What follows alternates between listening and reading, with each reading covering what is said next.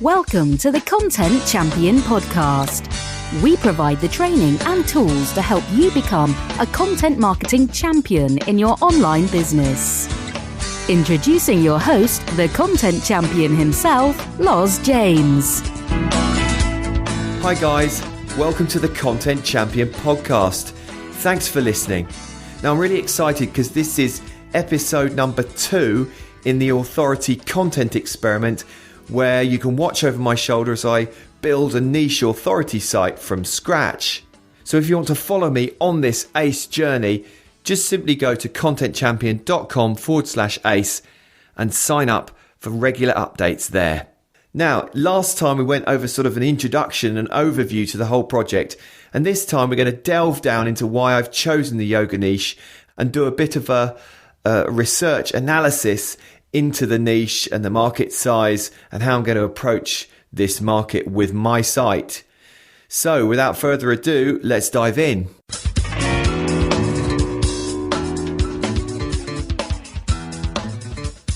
Okay, I'm going to split this into 8 sections. First, look at the personal reasons why I'm entering this niche and how that reflects on the site that I'm going to build. Second, look at some keyword research. Third, some sort of social aspects of social sharing and the buzz that's generated by some of the content in the marketplace. Then number 4, we're going to look at the market size of the yoga niche for 2016. Number 5, have a look at some of the types of products that are selling really well that I can also sell through my blog. Number 6, going to have a look at the competition, some of the authority sites already out there. Could be a bit daunting. Some of the ones I found are amazing, but competition's always a good thing, of course.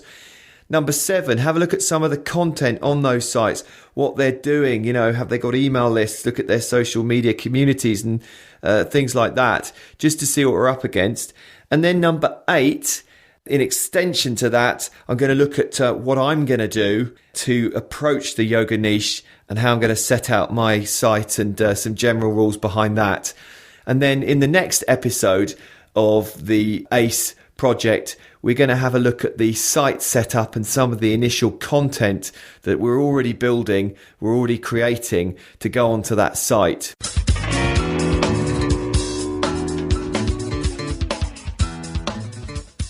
Okay, section 1. This is a look into the personal reasons of why I've decided to set up a site in the yoga niche. Now, obviously, you don't need to be passionate about your niche. You don't need to be necessarily personally interested in it to make money from an authority site within that sector. Me personally, I think it helps. I'm going to actually be the face of this site. So, you know, there is a bit of a personal story behind it. And that story is this. My wife's been doing yoga for about 10, 11 years now, and she swears by it. She is perhaps representative of someone who gets all the health benefits that represents the ideal sort of avatar in the marketplace. She does it for increased flexibility. She does it in alignment with other exercises like running and swimming. She does it for general health reasons. She ties it in with diet expectations as well and how that reflects upon what she eats. She also ties in with all the products that she purchases in terms of sustaining her yoga interests. So we might have things like yoga mats and yoga balls and trainers and training clothing and all that type of yoga equipment that is so popular. So she's fairly representative of someone within the niche. And she's also obviously a woman, so that represents, you know, the fact that, you know, over 2/3 of people in America, which is our target audience area, who practice yoga are female. My personal take on this is that I have slight arthritis that sort of manifests itself with pains in my toes and my left knee. So for the last sort of 20 years or so, I've done weights for strength conditioning. And I currently do something called the 5x5 program, which involves really heavy free weights and a weights cage, which I've got in my shed. And that works wonders. But my wife's been saying to me, look, you need to be doing yoga to increase that, you know, flexibility, give yourself added flexibility. So I'm actually going to be taking up yoga for the first time in conjunction with running this blog. So I'm going to put my name behind it, my face behind it, and say, this is something that I'm actually physically doing myself.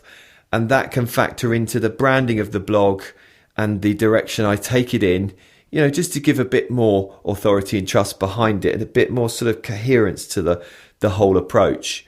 So yeah, there is a bit of a personal reason behind setting up the blog as I am, and you don't have to do this.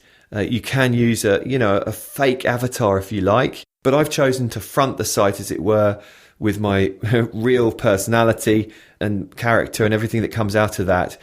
And there's a very good reason for that, which I'll touch upon again later. There might be the possibility for doing some podcasting within this niche, because that's an area that I've identified as something that could set my brand and my yoga blog apart. Not a lot of people are doing this very well. Obviously, I've got podcasting experience, so that's something I want to do. So that's why I want to be doing it myself.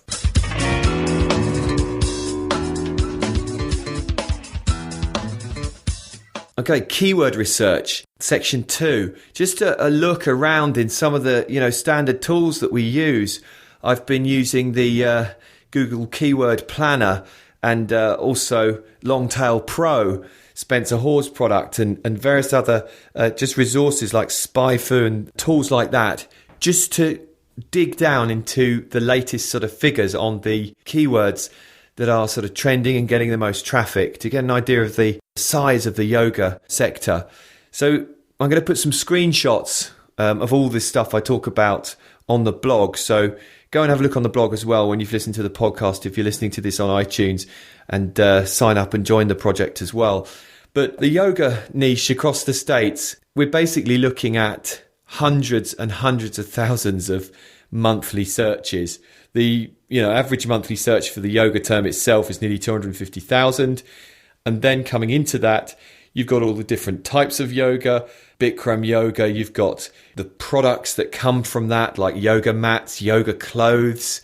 You've got yoga for different types of market sectors, yoga for beginners. All of these search terms are getting tens and hundreds of thousands of monthly searches, which bodes very well for monetizing the niche. It's obviously there's obviously money to be had in the niche. Also, there's a lot of people spending money on AdWords advertising, a lot of competition there, which is a great thing, because it proves that there's certainly a lot of money to be hoovered up if we choose some of the right keywords for the content that we're going to produce and then promote it actively. So that was really heartening. I then went across from the Google Planner tool to the SpyFu tool and just had a look at some of the monthly searches in the States. This data differed a bit, which is why it's also good to look at different tools. It was a bit lower, but it gave us a figure of around about 200,000 monthly searches just for the yoga term, a global search of over 800,000 a month, and then it goes into different figures like average cost per click for broad phrase and exact match on the yoga term, which is 51 cents.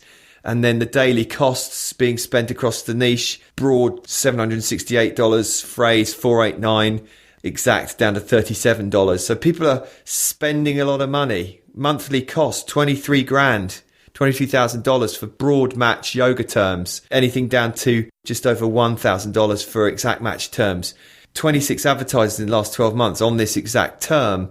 It gives you an idea that there are a lot of people consistently, and if you go and look at the ads, some of these ads have run for a long time. So there are a lot of people and companies consistently advertising yoga products using yoga, the main keyword, and subsidiary keywords like yoga training DVDs, organic yoga clothing, yoga instruction videos, yoga classes online, yoga, yogi clothing, all this type of thing. So even some of the terms that don't have that much sort of natural traffic are still getting advertised upon with AdWords. So there's a massive amount of money to be made based on the keyword research within this niche. And I've also done some keyword research into specific content pieces that I'm already creating for the blog. That will be in the next podcast, but it's relatively straightforward within this niche to dig down into some amazing sets of keywords,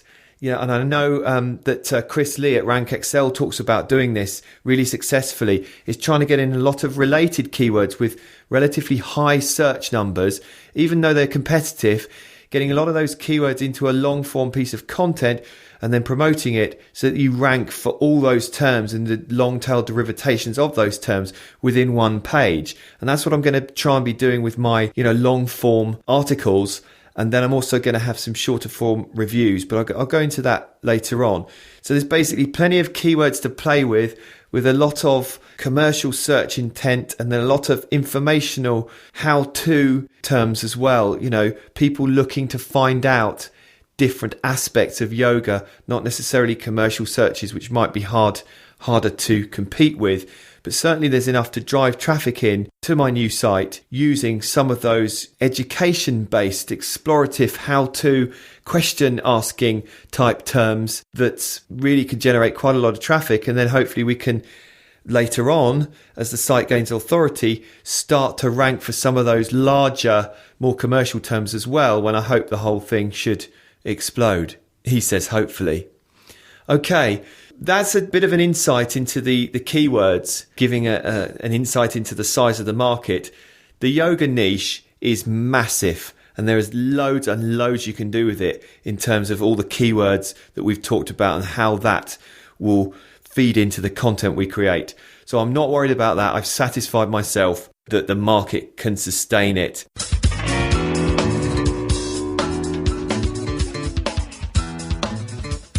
Number 3, we're going to talk about some of the social sharing that goes on in the niche, because that's also a good indicator of what exactly is going on. And social media is obviously more and more important.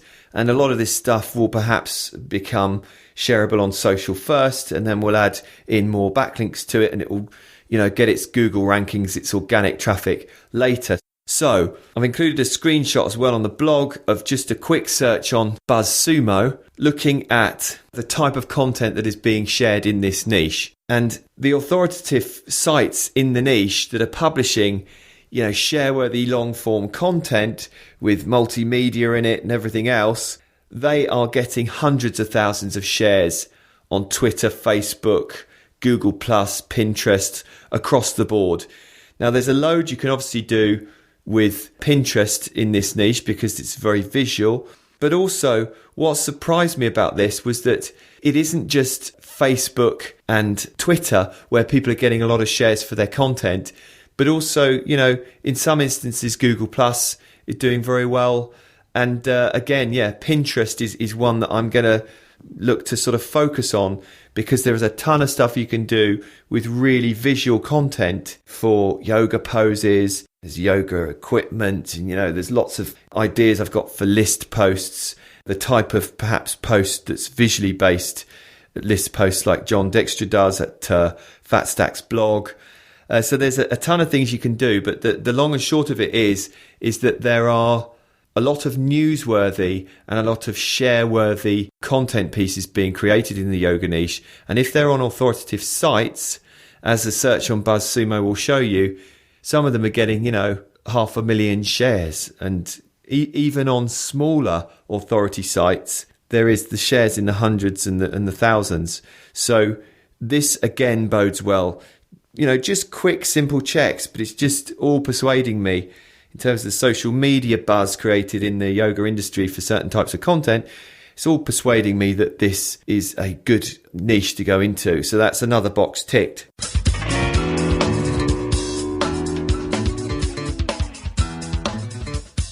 Part 4. Let's have a look at the market size of the yoga niche in 2016. A couple of years ago, Stuart Walker on the excellent Niche Hacks blog did a superb report, Niche Hack report, on the yoga sector. And I'll put a link to that on the blog as well to go and have a look at, because it's really worth looking at. It really helped me in deciding about this niche. So, I totally recommend his site. I've bought some of his products. Fantastic resource. However, 2 years, things have moved on, and there's particularly another piece of research, the Yoga in America study conducted by the Yoga Journal and Yoga Alliance, which I'll put a link to as well. This is a 2016 study, and it brings things up to date a bit from this excellent report that Stuart did a couple of years ago.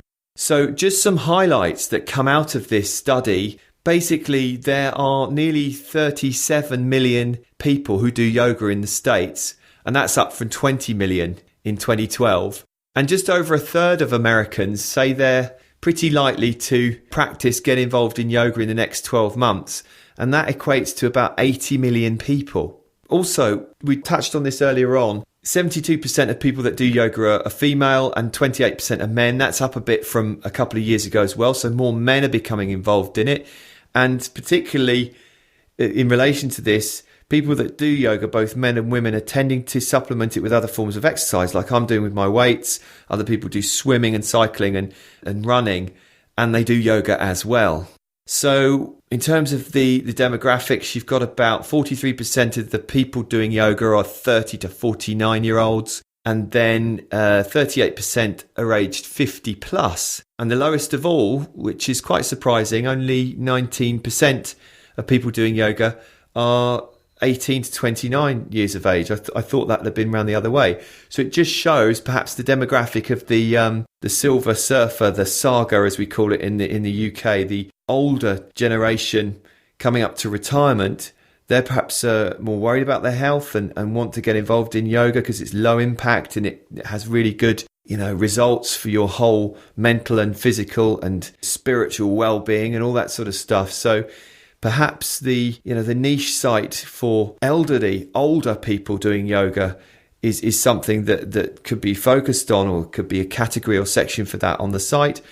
And I know from my research that there are some blogs that actually just target this whole niche. Also, that demographic 50 plus have got a lot of money because they've benefited from the last sort of 20 years globally in the States and in the UK of house price inflation, house prices going up in value. So they may have bought a house, when they were in their 20s that's gone up much more in value than, say, a house would today. So those people tend to have 50 plus quite a lot of disposable income. Okay, about 75% of people in the US have been doing yoga for 5 or fewer years. So people are relatively new to this. And then we have a look at, the reasons why people start yoga. And it's roughly 61% flexibility, stress relief 56%, 49% for general fitness, and then improve overall health is 49%, and then physical fitness is 44%.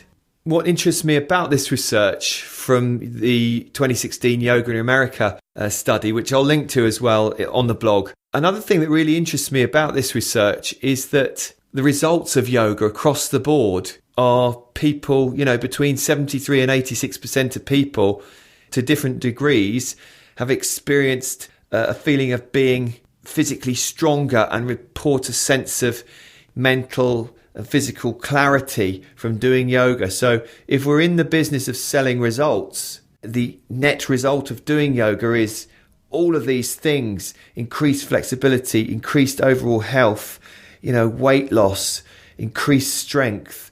So all these results that people really want to make themselves look better, quite fundamental on a fundamental level, are all covered by yoga. So that's very interesting as well in terms of how you approach content. Now, very, very interestingly, finally on this market size sort of section, obviously this research proves that yoga niche is a fantastic one to go into.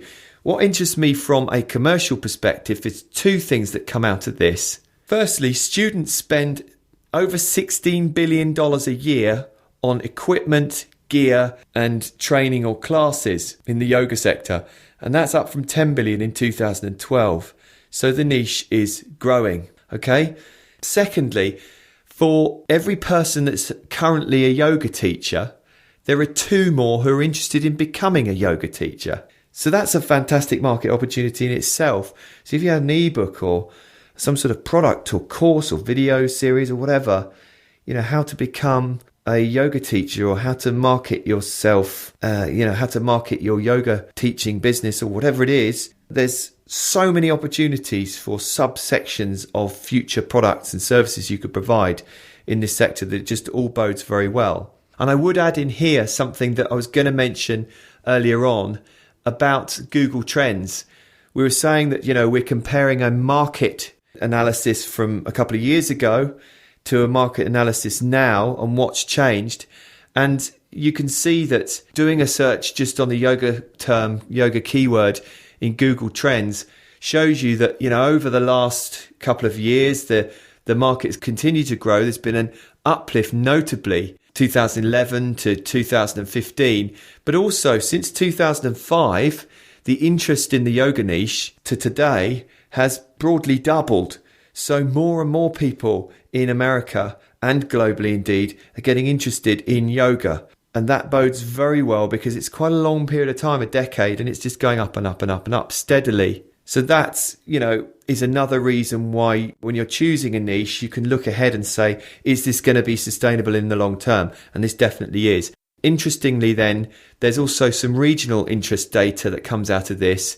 And places like the top countries are Canada, Singapore, United States, Australia, India, Ireland and New Zealand, where we've got interest growing over time.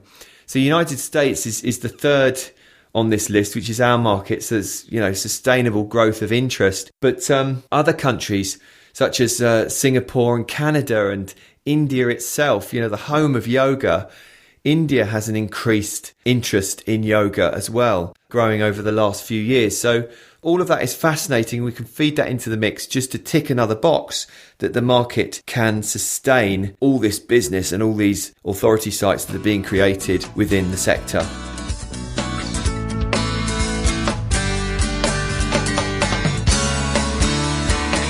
You're listening to the Content Champion podcast, showcasing the training and tools you need to become a content marketing champion in your online business.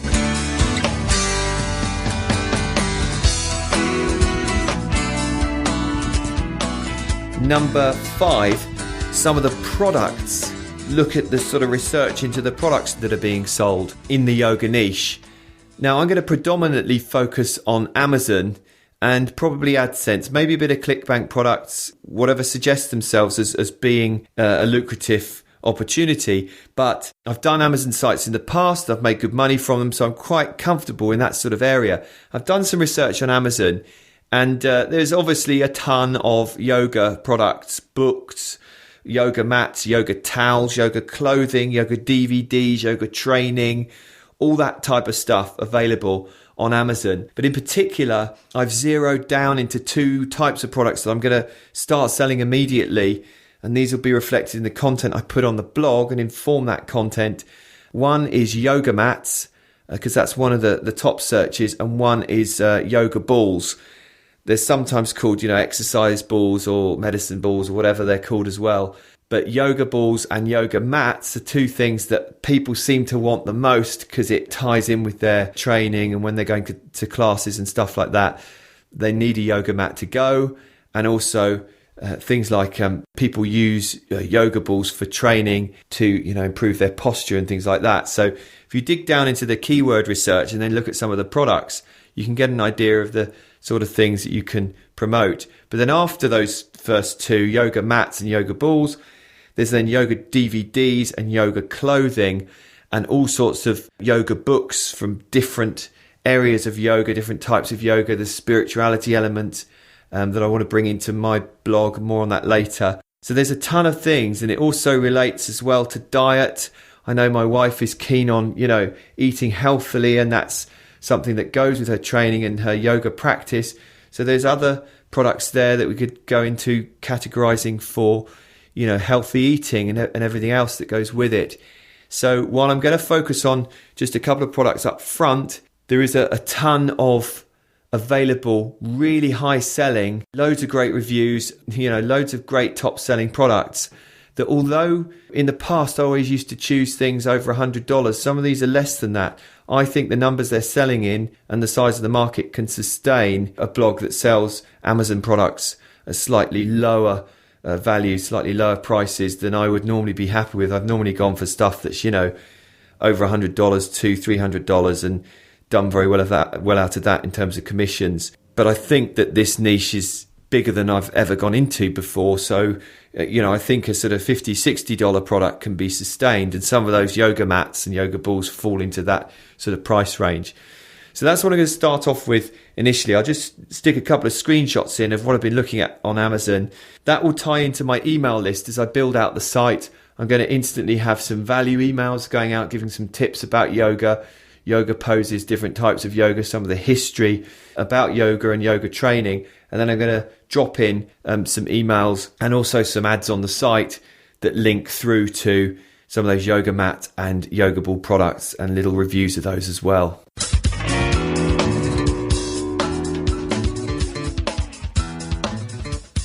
Okay, number 6, look at the sort of competition in terms of the sites out there. What type of sites are we looking at?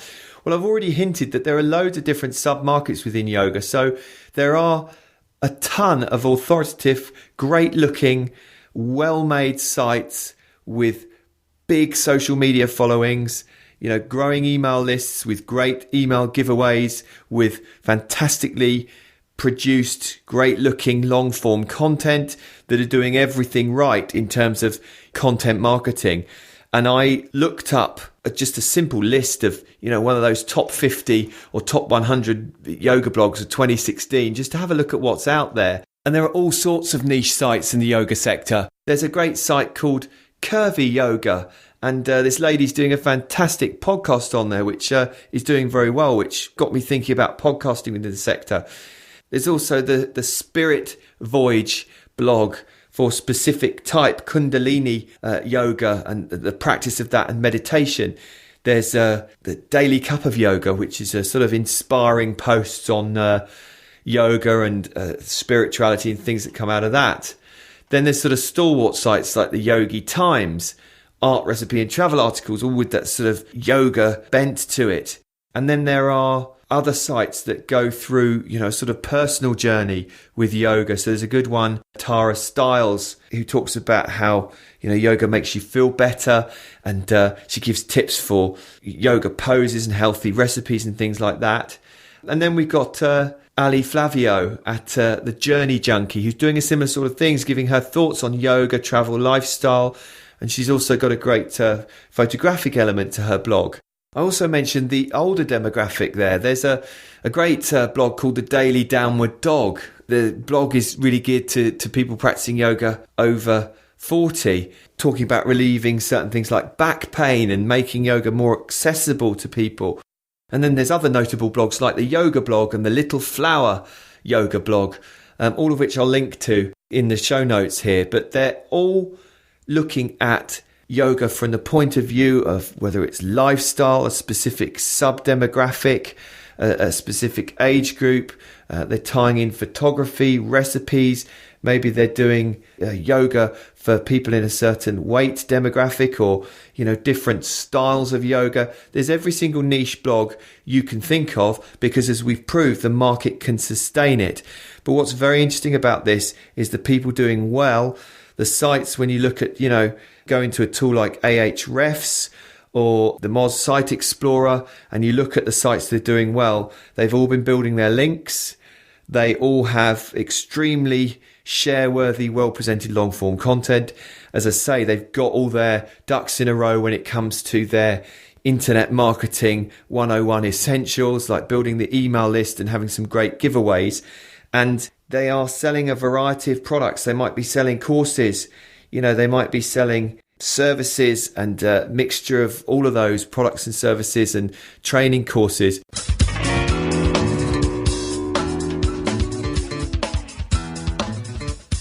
So that really feeds into step 7, the type of content that they're putting on there. As I said, it is well produced. It does look great. There's a lot of multimedia going on these sites. A lot of, really great original photography. A lot of really great original videos. A lot of really great original training, with all the poses in it. There are also a lot of extended list posts, which is something I'm going to be doing some of. And again, within this mixture of authority content, there is an increasing number of people who are looking at doing some podcasting, although that seems to be a minority of the overall sites available within the niche. So, as I said at the beginning, I do podcasting. I love podcasting. It's something I think I'm fairly good at. The reason I want to front up the blog itself is because, I might want to start a podcast in future. If we are skyscrapering, using the skyscraper technique from Brian Dean at Backlinko, if we're to better some of this content, then we're going to have to be at the top of our game. That is slightly daunting, especially when we're going to be outsourcing everything, because I've got client work to do and the Content Champion podcast and other things. That is slightly daunting in that, we're going to have to enter this niche with our eyes open. And if we're just producing crappy, half-assed content and not promoting it very well, we will sink without a trace. However, there is money to be made if we do this all properly. So that gives me a lot of hope for what I'm doing, a lot of excitement with the ACE project in general.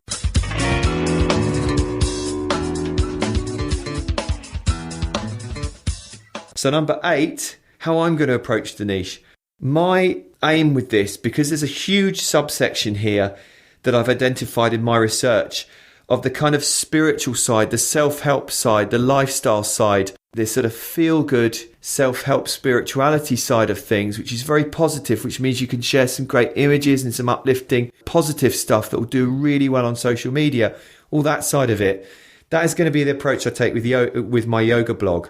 So that'll be the branding will feed into that side of things as well. So although I'll have all the product reviews and be selling stuff through Amazon and selling stuff through probably AdSense ads and looking at other affiliate products on ClickBank, basically where there's a ton of stuff available, I'm going to be, really focusing in on that spirituality lifestyle side of things as well, because it ties in with the net result of what my wife, bring it back to the beginning, gets out of yoga, and what a lot of these people within that target audience we talked about get out of yoga, which is their problem is solved, the answer to their questions, the solution we're providing for them, their end goal is to be more holistically healthy and feel better about themselves and be stronger, be more flexible, be fitter, and to eat more healthily. And that all ties in with that sort of yoga sub-story. So I want my blog, my branding to feed into that, because I think that will do very well commercially once I've built up some trust and authority. So what does this mean in practice? Well, it means great looking site, which we're building at the moment, a strong brand, a strong social media presence that reflects that brand and that messaging. And it also means that I'm going to be the personal face of the blog, because I want to do the podcast that I talked about potentially in future. And yeah, it means long form content with a lot of multimedia in it that's well produced, that looks great. It means starting that email list straight away and building that up and offering some really great lead magnets to get people signing up to that from the beginning, and then getting that feedback from that email list as to what they perceive the brand as and what sort of products and services they want to buy and end up buying through the site, so I can potentially build a course in future to go with that.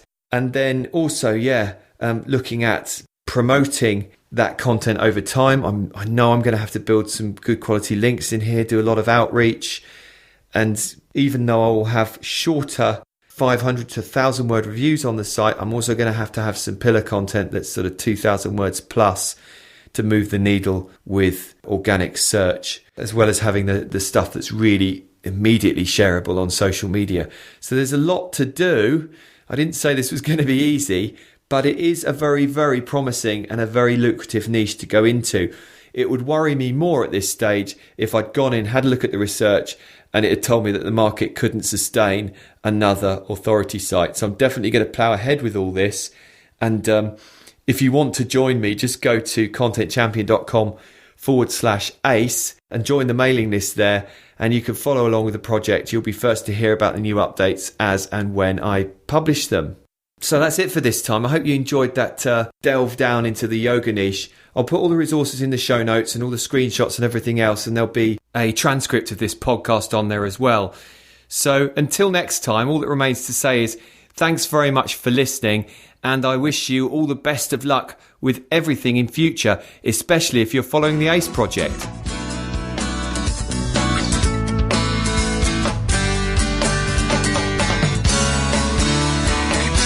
You've been listening to the Content Champion podcast, available at contentchampion.com and on iTunes. Until next time, thanks for listening.